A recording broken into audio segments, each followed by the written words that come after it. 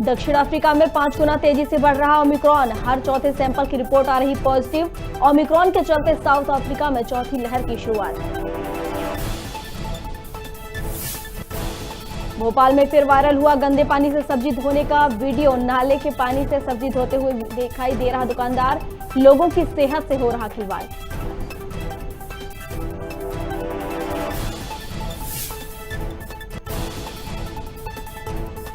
पन्ना के मजदूरों की चमकी किस्मत, उथली खदान में एक ही दिन में मिले 7 हीरे, सबसे बड़े हीरे की कीमत 60 लाख रुपए।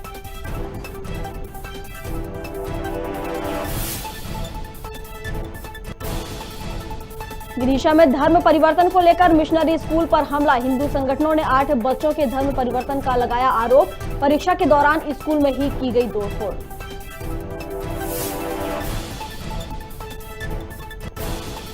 और ग्वालियर में छात्र के पेट से निकली 27 कीलें, डॉक्टर बोले 25 कीलें अमाशय से निकली, 2 कीलें फंसी थी छोटी आंत में।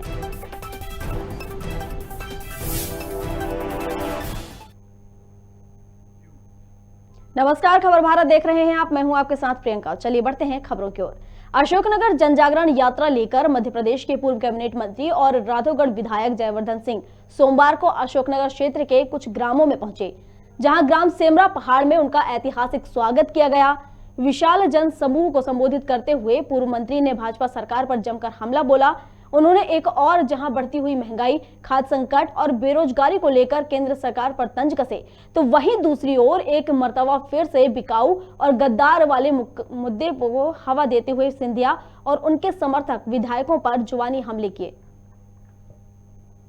इतिहास गवाह है, आप चाहे बात करो रामायण की या बात करो महाभारत की या बात करो आज के समय की, जिसने भी पाप करके राज करने का प्रयास किया है वो कभी जनता का भला नहीं कर पाएगा।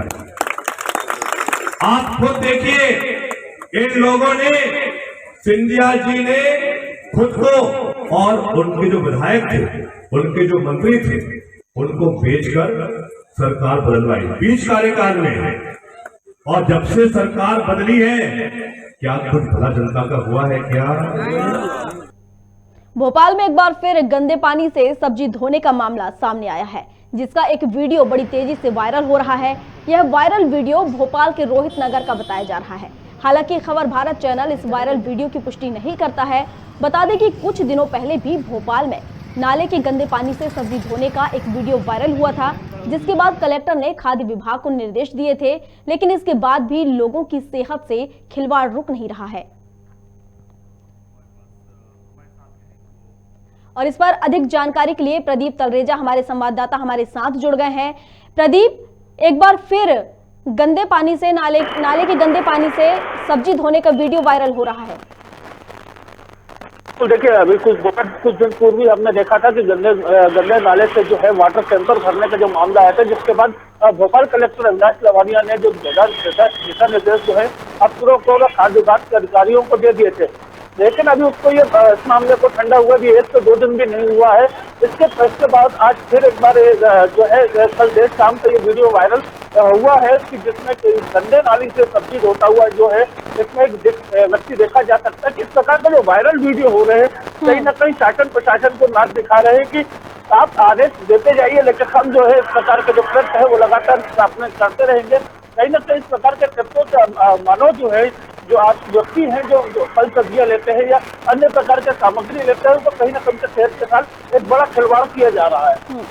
देखिए प्रदीप, अभी कोरोना की तीसरी लहर चल रही है, ओमिक्रॉन के आने की संभावना बनी हुई है, और ऐसे में सरकार तमाम सुविधाओं को और सोशल डिस्टेंसिंग, मास्क लगाने की और बहुत सारी ऐसी सावधानियां बरतने की बात कर रही है, और वहीं दूसरी ओर लोगों की सेहत से खिलवाड़ किया जा रहा है इस तरीके से गंदे पानी से धोकर।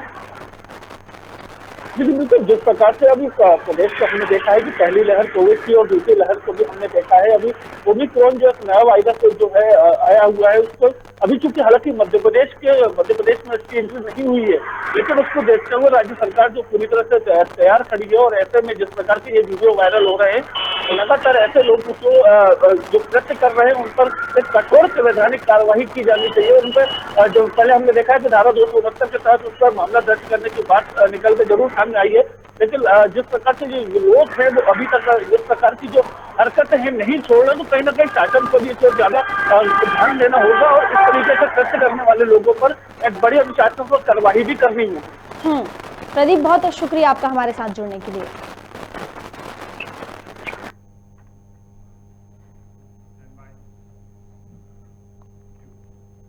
चलिए अगली खबर की ओर बढ़ते हैं। बैरसिया में मां शक्ति दुर्गा मंदिर दुर्गा चौक में महाआरती का भव्य आयोजन हुआ। बलिदानी कार सेवकों के सम्मान में मां शक्ति के दरबार में संकल्प सहित दीपदान किया।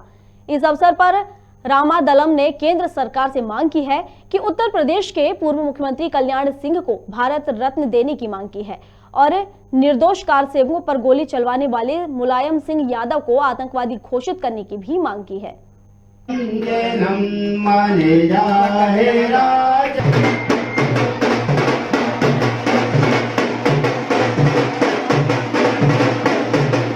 दीपदान महान करे से श्री रामचंद्र भगवान की।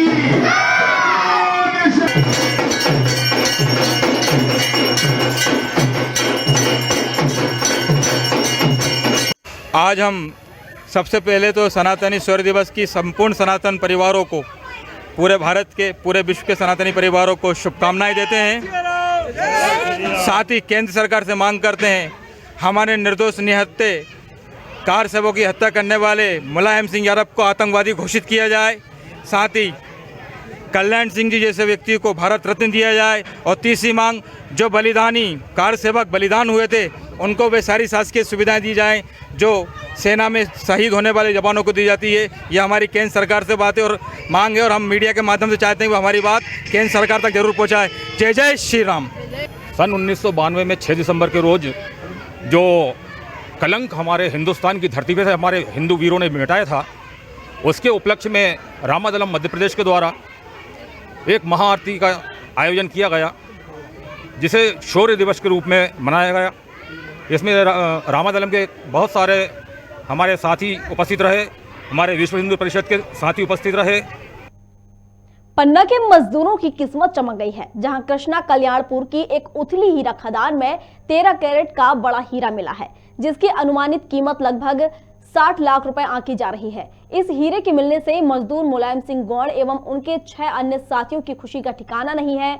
इतना ही नहीं, 6 अन्य हीरे भी मिले हैं जिनकी कीमत करीब 1 करोड़ रुपए हो सकती है। इनकी वास्तविक कीमत नीलामी के समय ही पता चल पाएगी। खेती करते हैं और खदान भी करते हैं और आज बहुत खुशी है। क्या हो गया? हीरा साहब मिल गया। कहाँ मिला? कैसे हीरा खोदते हैं? पट्टी में मिला और साहब अब जैसी खोदी जाती है वैसी खोदी। तो कितना बड़ा हीरा मिला? 13 कैरेट चंगन से। क्या करेंगे इस पैसे का? अब बच्चों को पढ़ा रहे हैं, उन्हीं के बच्चों के पढ़ाई में लगाएंगे और जो बचेगा तो अपना खेती बाड़ी का भी बढ़ाएंगे कुछ। तो ये हीरा जब दिखा तो कैसा लगा था जब पहली बार देखा? ये साहब मिला तो लगा कि बहुत खुशी आई कि भगवान ने आज मान लो सुन लाई। इतने दिन करते हो गए। जी सर। तो फिर किसको बताया और क्या मन में लग रहा था? अब घर में बताया। हाँ, यहाँ देखो। जी सर, घर में बताया कि मिल गया है हीरा, भगवान ने दे दिया है। किशोर जी महाराज ने, और अब जमा करेंगे। तो इतना बड़ा हीरा पहले कभी देखा था? नहीं सर, देखा है। कितने पार्टनर थे? 6 पार्टनर सर। 6 पार्टनर। अब क्या करेंगे 6 पार्टनर? अब्बू साहब अपना अपने हिसाब से करेंगे, हम अपने हिसाब से करेंगे। तो मन में कैसा लग रहा है? दिल में साहब बहुत तो मांग है कि भगवान ने बढ़िया सुनी हमारी। मान लो 60 की जमका थे तो बड़ा अच्छा भगवान ने करा। तो इससे तो लाखों रुपए मिलेंगे। जी सर। अच्छा लग रहा है। जी सर। ये मुलायम सिंह आदिवासियों को यह हीरा प्राप्त हुआ है।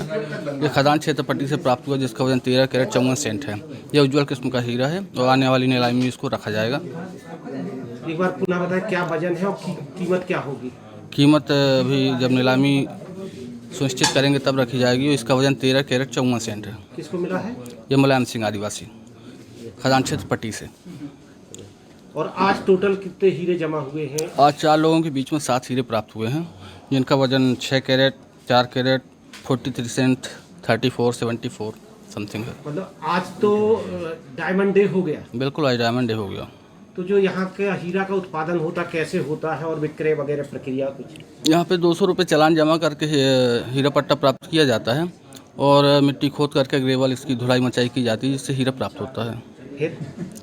फिर उसको अगर हीरा प्राप्त हो जाता है तो कार्यालय में आके इसको जमा किया जाता है और नीलामी पश्चात इसका विक्रय होने का जो भी भुगतान होता है 12.5% काट के भुगतान किया जाता है। मतलब हीरा की संपूर्ण राशि हीरा मालिक को मिलेगी? 12.5% काट के संपूर्ण राशि। बुंदेलखंड के राम की नगरी ओरछा में राम जानकी के विवाह महोत्सव को लेकर नगर के लोगों में भारी उत्साह है। प्रशासन ने कोरोना गाइडलाइन के मद्देनजर महोत्सव को छोटे स्तर पर करना प्रस्तावित किया है। कार्यक्रम की साज सज्जा सांस्कृतिक विभाग करेगी। वहीं बुंदेली रीति रिवाजों से राम राजा सरकार का विवाह होगा। 7 से 9 दिसंबर तक आयोजित इस पारंपरिक विवाह समारोह में मंदिर प्रबंधन और जिला प्रशासन ने व्यापक स्तर पर तैयारियों की जा रही है। मंदिर परिसर से दुकानों को व्यवस्थित किया जाएगा। श्री राम राजा मंदिर परिसर, जानकी मंदिर, चतुर्भुज मंदिर पर LED पर राम राजा को लाइव भी दिखाया जाएगा। चलिए अगली खबर की ओर बढ़ते हैं। जिले में रेत के काम में लगी पावर मेक कंपनी ने जानना रेत खदान पर काम बंद कर दिया है। इसका असर यह हुआ कि यहां पर काम कर रहे मजदूर बेरोजगार हो गए। इन्हीं लोगों ने तहसीलदार, जिला खनिज अधिकारी सहित थाना प्रभारी को आवेदन देकर फिर से रेत कंपनी का कार्य शुरू करवाने की अपील की है। हमने ज्ञापन दिया है, ये रेत खदान जो चल रही है उससे हमको रोजगार मिल रहा है। ये 3-4 रोज से बंद है, तो उससे हम बेरोजगार होकर बैठे हैं, इसलिए अच्छा, हम लोगों ने ज्ञापन दिया है। अभी 3-4 रोज से बिल्कुल ये रेत कंपनी का काम बंद है? जी जी सर। और आप लोगों को काम नहीं मिल रहा है? जी सर। काम कहाँ से मिलेगा सर? अगर कंपनी का काम बंद रहेगा तो हमको भी नहीं मिलेगा वो तो। नहीं तो अभी आपके ही कुछ गांव के लोगों ने आवेदन दिया था, इसलिए शायद काम बंद करवा रखा है। जी जी। तो क्या गाँव वाले वो क्या चाह रहे हैं सर? वो चाह रहे हैं, वो खुद भी रेत बेचते हैं और क्या, और हम मजदूर लोग हैं, रेत भरते हैं। आप लोगों को मजदूरी नहीं मिल पा रही काम बंद होने के कारण? ठीक। काला पीपल के गांव में 3 मासूम बच्चों की मौत के बाद आखिर प्रशासन ने सुरक्षा इंतजाम के निर्देश दे दिए हैं। खबर भारत ने मौत की घटना की खबर को प्रमुखता से दिखाए जाने के बाद जिला कलेक्टर दिनेश जैन ने अधिकारियों और आपातकालीन बैठक बुलाई, जहां आबादी के नजदीक अवैध उत्खनन से हुए गड्ढों के आसपास पुख्ता इंतजाम के आदेश दिए गए। साथ ही कहा कि क्षतिग्रस्त विद्यालय, छात्रावास या अस्पताल सहित अन्य विभागों के भवन को डिसमेंटल कराया जाए। सड़कों के बीच एकदम किनारे पर बने हुए कुएं और गड्ढों को तत्काल बंद करा जाए।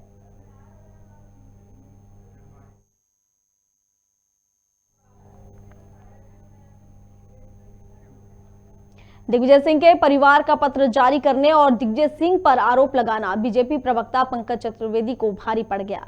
दिग्विजय सिंह पर दिए बयान के बहाने कांग्रेस प्रवक्ता के मिश्रा ने तीखा हमला करते हुए कहा कि पंकज चतुर्वेदी 1 साल पहले कांग्रेस छोड़कर बीजेपी में गए हैं। उन्हें बीजेपी से राजनीतिक सर्टिफिकेट लेना है।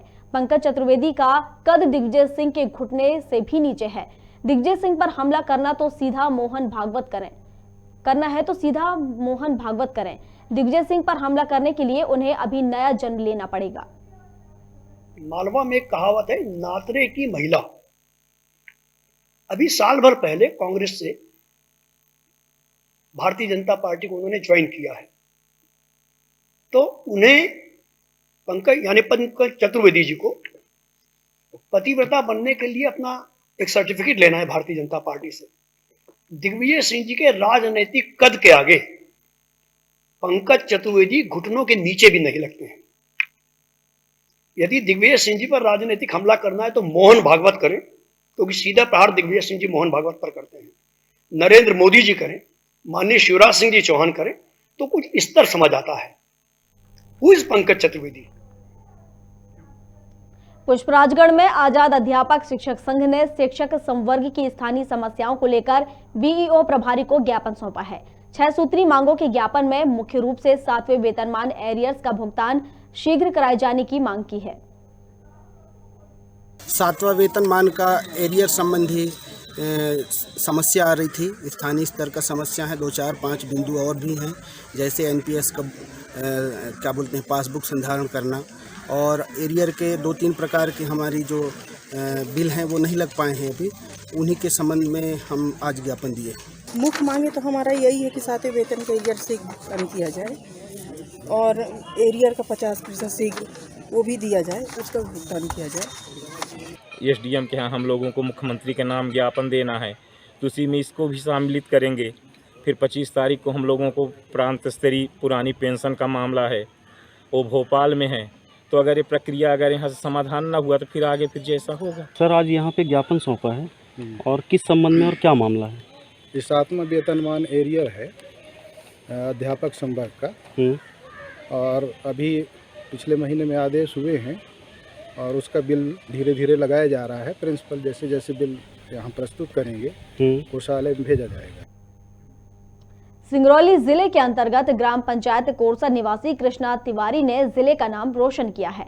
बता दें कि भुवनेश्वर तिवारी की बेटी ने सुभाष चंद्र मेडिकल कॉलेज जबलपुर से 3 विषयों में गोल्ड मेडल हासिल किया है। अब ये मेडिकल कॉलेज में जूनियर डॉक्टर के रूप में यूरोलॉजी डिपार्टमेंट में अपनी सेवाएं दे रही हैं। कृष्णा के साथ साथ उनके बड़े भाई डॉक्टर विकास तिवारी भी इस क्षेत्र में जाना पहचाना नाम है। कृष्णा पढ़ने बचपन से प्रतिभावान थी। 2 वर्ष तैयारी करने के बाद नेताजी सुभाष चंद्र बोस मेडिकल कॉलेज में एमबीबीएस की पढ़ाई के लिए उसका चयन हो गया था और कई गोल्ड मेडल के साथ उन्होंने अपना ग्रेजुएशन पूरा किया, इंटर्नशिप पूरा किया। वर्तमान में वो अपना मध्य प्रदेश का बांड पूरा कर रही है। इसी उपलक्ष्य में जबलपुर के नेताजी सुभाष चंद्र मेडिकल कॉलेज में दीक्षांत समारोह का आयोजन किया गया, जिसमें 2015 बैच के उत्कृष्ट विद्यार्थियों को पुरस्कार और डिग्री प्रदान की गई। इसी उपलक्ष्य में हम लोग जबलपुर में आए। जिस तरह से कृष्णा तिवारी वहाँ पुरस्कृत हुई है, आप उसके पिता हैं, आपको कैसा महसूस हो रहा है? बिटिया ने हमारा बहुत नाम रोशन किया। हमारे चितरंगी पूरे ब्लॉक में हमारे ब्राह्मण में पहली एमबीबीएस छात्रा होने का गौरव उसको मिला है। इससे हम लोग बहुत प्रसन्न हैं। श्योपुर जिले की कराहल ब्लॉक में 28 जनवरी को और श्योपुर के साथ विजयपुर में 16 फरवरी को मतदान होने हैं। कलेक्टर शिवम वर्मा ने पत्रकार वार्ता में कहा कि जिले में निष्पक्ष और स्वतंत्र चुनाव कराने में मीडिया की अहम भूमिका है। उन्होंने बताया कि इस बार चुनावों में जिला एवं जनपद सदस्य का ईवीएम से एवं पंच सरपंच का मतपत्र के माध्यम से चुनाव कराया जाएगा। उन्होंने बताया कि आचार संहिता लागू है। जिले के एसपी अनुराग सुजानिया ने कहा कि चुनाव कराने के लिए सुरक्षा के सभी आवश्यक इंतजाम किए जा रहे हैं। कि जो हमारे इस तरह की शिकायतें आती हैं और इलेक्शन के संदर्भ में भी हम ऐसी कार्रवाई करेंगे, कड़ी कार्रवाई करेंगे। किसी प्रकार से हमारे मतदाता प्रलोभित ना हो और स्वतंत्र और निष्पक्ष मतदान हो, ये हमारी प्राथमिकता है। इसके लिए जो भी कानूनी कार्रवाई कड़ी करनी पड़ेगी हम सब करेंगे। जिले पर सब कितने मतदान केंद्र बनाए, कितने संवेदनशील और कितने अति संवेदनशील? हमारे कुल 813 मतदान केंद्र पूरे जिले में हैं। इसमें हमने संवेदनशील और अति संवेदनशील का भी चिन्हांकन कर रखा है और उस पर जो सेक्टर ऑफिसर्स हैं उनकी हम लोग अभी ट्रेनिंग भी करा रहे हैं। उनको भी हम लोग स्पष्ट निर्देश देंगे किस प्रकार से उनको कार्रवाई करनी है और पुलिस की तरफ से भी इसमें कार्रवाई करनी शुरू कर दी गई है। जो बाउंड ओवर की और जो जिला बदर की जो भी इसमें कार्रवाई करनी है वो की जा रही है। हम लोग इसमें शीघ्रता से इसमें कार्रवाई करेंगे। कोलगवा थाना पुलिस ने नई बस्ती में निर्माणाधीन मेडिकल कॉलेज के निकट नकली शराब बनाने की फैक्ट्री पर दबिश दी है, जहां से पुलिस ने 230 शराब की पेटियां बरामद की हैं। साथ ही पुलिस ने भाग रहे 2 आरोपियों को भी गिरफ्तार किया है, जिनके पास से कुल 15 लाख का सामान बरामद किया गया है। पुलिस के मुताबिक इस मामले में बड़े रैकेट का खुलासा होने की संभावना है। कोलगवा थाना पुलिस मामले की जाँच कर रही है। कोलगवा थाना क्षेत्र में एक सूचना मिली थी कि एक LID क्वार्टर में बड़ी संख्या में स्टोर करके इलीगल लेकर रखी हुई है। तो थाना प्रभारी कोलगवा ने अपनी टीम के साथ रेड की है और जो अभी जानकारी मिली है उसके हिसाब से 230 पेटी अवैध शराब से जब्त की है। लाल मसाले वाली शराब है, पूरा भी शराब है। एवं पीछे जो इंक्वायरी हुई है हमने एक्साइज के अधिकारियों को बुलवाया है। तो शराब जब्त हुई है उस शराब में किसी प्रकार का लेबल या होलोग्राम नहीं है।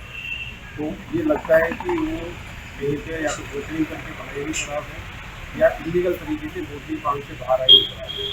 बड़ी संख्या में लेबल किए हैं वो भी फिल्म पीछाई उनको खोज देख रहे हैं। एक बड़ा मुझे लगता है कि शराब जो इस तरीके से सप्लाई हुई बड़ी जांच का विषय है। आबकारी अधिकारियों को हमने इसमें इन्वॉल्व किया है। रीवा का जो दूसरी प्लांट है उसकी ऐसा अधिकारी से ये विवेचना का विषय है। ये पुलिस ने बनाया है, कुलगामा थाने से हुआ है। हम गए थे वहाँ पे और टीआई से हमारा पत्राचार होगा। जो भी चीज़ें उनको बरामद हुई हैं वहाँ पे लोकेशन में, जब वो जांच के लिए हमें देंगे, शराब और सारी चीज़ें होलोग्राम्स जो मिली हैं वो हम जो हमारी होलोग्राम यूनिट है वहाँ पर लिखेंगे और फिर उसके बाद ही प्रूफ होगा कि ये होलोग्राम असली है या नकली। एक्चुअली होलोग्राम वो बनाते हैं तो वही ये बता पाएंगे कि ये कौन सा होलोग्राम है, किसको अलाउ किया गया है, किसको प्रदाय किया गया है, फिर उन पर कार्रवाई होगी। जी मैम, कितने पेटी ये पकड़ी गई? देखिए, हम जब थाने में गए थे तो उनके हिसाब से ये 230 पेटी है। बाकी डिटेल वही दे पाएंगे क्योंकि केस उन्होंने पंजीबद्ध किया है। जी। चलिए अगली खबर की ओर रुख कर लेते हैं। चुनाव की तिथि का ऐलान होने के साथ ही ग्राम पंचायतों में विरोध होना शुरू हो गया है। ऐसा ही एक मामला अनूपपुर जिले के जैतहरी जनपद पंचायत के ग्रामों में देखने को मिला। वहां के ग्रामीण ग्राम पंचायत को बरगवा अमलाई नगर परिषद में जोड़े जाने का विरोध कर रहे हैं, जिसके चलते सैकड़ों की तादाद में ग्रामीण कलेक्ट्रेट कार्यालय पहुंचे। उनकी मांग है कि उनकी पंचायत को स्वतंत्र पंचायत रखने दें, उनको किसी भी परिषद में न जोड़ा जाए। आपको बता दें कि 10,000 से ज्यादा आबादी वाले ग्राम पंचायत देवहरा में 7,274 मतदाता हैं। देवहरा पंचायत बैगा विशेष जनजाति बाहुल्य आदिवासी पंचायत है। नगर परिषद में शामिल किए जाने से संरक्षित बैगाओं के जीवन पर सीधा असर पड़ेगा।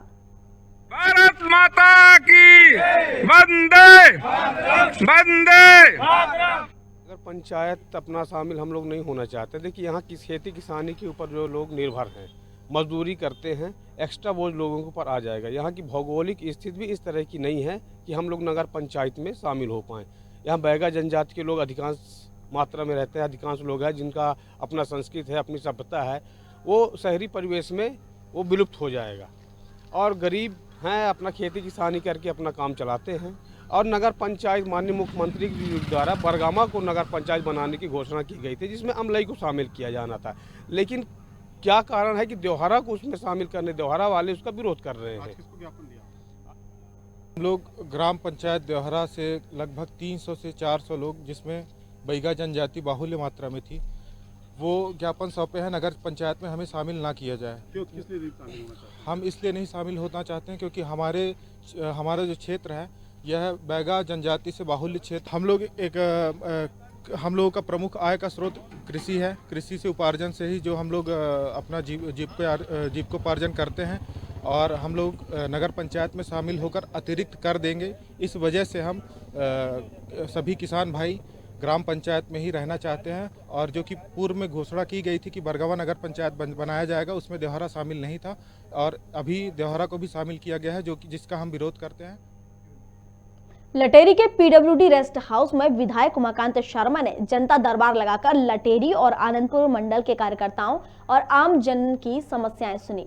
उनका निराकरण करने के साथ ही शासकीय योजनाओं की समीक्षा भी की। साथ ही पात्र हितग्राहियों को उनका लाभ मिले ऐसे निर्देश अधिकारियों को दिए। इस अवसर पर विधायक उमाकांत शर्मा ने प्रधानमंत्री आवास यूरिया व डीएपी नल जल योजना विद्युत मंडल एवं पीडब्ल्यूडी की सड़क के साथ साथ लटेरी नगर में समय समय पर पानी, सफाई और विद्युत समस्याओं को सुचारू रूप से संचालित करने की भी बात कही। अब ये बात अलग है कि पंचायत चुनाव की वजह से आगे बढ़ जाए तो आगे, नहीं तो नगर पालिका क्षेत्र में तो हो गई और नहीं बढ़े तो भी जागरूकता से कर लेना। स्मार्ट सिटी प्रोजेक्ट को लेकर हुई बैठक में नगरीय विकास एवं आवास मंत्री भूपेंद्र सिंह ने बयान दिया है कि मुख्यमंत्री ने प्रदेश के 7 शहर जहां स्मार्ट सिटी के तहत काम चल रहे हैं, उनके कार्यों की समीक्षा की है। स्मार्ट सिटी के तहत चल रहे विकास कार्यों को देखने के लिए मुख्यमंत्री स्वतः वहां आ जाएंगे। वहीं आगे उन्होंने कहा कि सागर में करोड़ों की लागत के विकास कार्यों का भूमि पूजन और लोकार्पण होना है। मुख्यमंत्री का सागर में 10 दिसंबर को कार्यक्रम करने जा रहे हैं। आज माननीय मुख्यमंत्री जी ने जो हमारे प्रदेश की 7 स्मार्ट सिटी है, जो 7 शहर है स्मार्ट सिटी के, उनके कार्यों की समीक्षा की है और माननीय मुख्यमंत्री जी ने स्मार्ट सिटी के माध्यम से जो आवश्यक कार्य है वो तो लेना ही है। माननीय मुख्यमंत्री जी का स्वयं का दौरा कार्यक्रम बन रहा है और उन शहरों में जाएंगे जहां पर स्मार्ट सिटी है, बाकी शहरों में भी जाएंगे और उसमें जितना पैसा स्मार्ट सिटी में हमारे पास है वहाँ शहर की क्या प्राथमिकता है, उस प्राथमिकता के आधार पर वहाँ के जनप्रतिनिधियों के से चर्चा करके माननीय मुख्यमंत्री जी निर्णय करेंगे। मुख्यमंत्री शिवराज सिंह चौहान ने मंत्रालय में सामुदायिक वन प्रबंधन को लेकर महत्वपूर्ण बैठक ली। बैठक में CS वन विभाग और मुख्यमंत्री कार्यालय के प्रमुख अधिकारी उपस्थित रहे। इस दौरान सीएम शिवराज ने कहा कि दृढ़ संकल्प है कि जनजाति वर्ग को अधिकार मिले, वो आर्थिक रूप से मजबूत हों। ये सामुदायिक वन प्रबंधन उसी का एक प्रयास है। बैठक में सामुदायिक वन प्रबंधन समिति के गठन, कार्यकारिणी के गठन, वन क्षेत्रों और प्राणी प्रबंधन पर भी चर्चा हुई।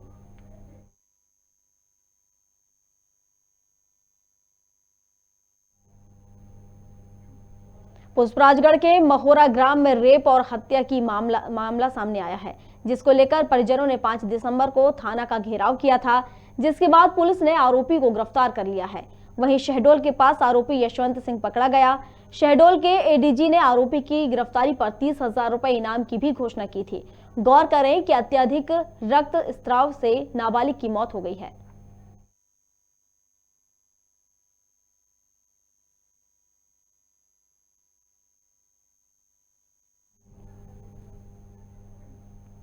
डबरा के भीतरवार मेन रोड पर एक स्कॉर्पियो गाड़ी में आग लग गई। धू-धू कर जल रही इस गाड़ी के कारण मार्ग पर लंबा जाम लग गया।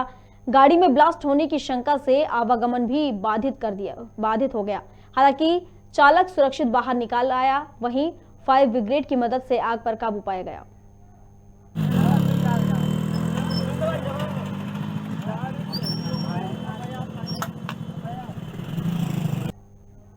कोलगवा थाना क्षेत्र में 230 पेटी नकली देशी लाल और गोवा शराब पकड़ी गई है। पुलिस ने 2 आरोपियों को गिरफ्तार कर लिया है। साथ ही पुलिस ने बड़े मात्रा में बिना लेवल की देशी शराब, स्टिकर, होलोग्राफ फर्जी लेवल शराब जब्त की है।